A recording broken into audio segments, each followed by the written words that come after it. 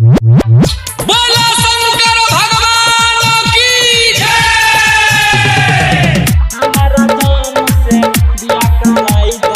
सौर्य राज recording studio DJ Kanchan Raj Muzaffarpur.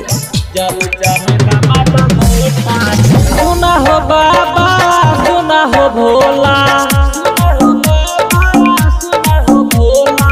सुना हो बाबा सुना हो भोला, सेवक अइला अखियाँ खोला, पूजा कराई छिया छोटा से, हमारा जान से बिया कराई दे, जल चढ़े बाबा बलोटा से हो, हमारा जान से बिया कराई दे, जल चढ़े बाबा बलोटा से।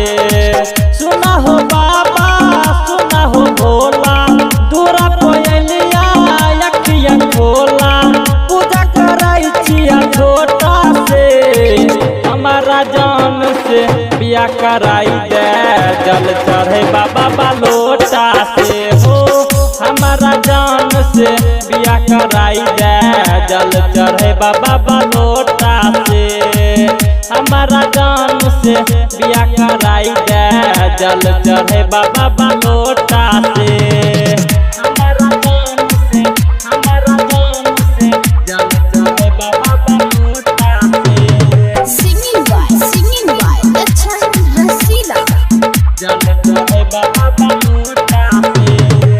पहला सोमवार के जलवा चढ़ैबा, आई के हर साल हो, आई के हर साल हो, तोरे से कहै छिया हो बाबा अपन दिल के हाल हो, अपन दिल के हाल हो, कर कोनो सुनाऊ पैया, कर कोनो सुनाऊ पैया, कृपा करा अपना छोटा से, हमारा जान से बिया कराई दे, जल चढ़े बाबा बलोटा से हो, हमारा जान से बिया कराई दे, जल चढ़े बाबा बलोटा से, हमारा जान से बिया कराई दे, जल चढ़े बाबा बलोटा से, हमारा जान से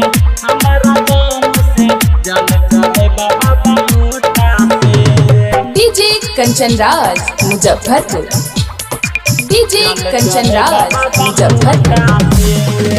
राइटर मन सुना हो बाबा, याद में वकरे रहै छा, याद में वकरे रहै छा, लक्षण रसीला तोरा हो बाबा, भजन गाई के कहै छा, भजन गाई के कहै छा, देवघर जाइले काबर मंगलिया, देवघर जाइले काबर मंगलिया, बाबा हमहू कोटा से, हमारा जान से बिया कराई दे, जल चढ़े बाबा बलोटा से हो, हमारा जान से बिया कराई दे, जल चढ़े बाबा बलोटा।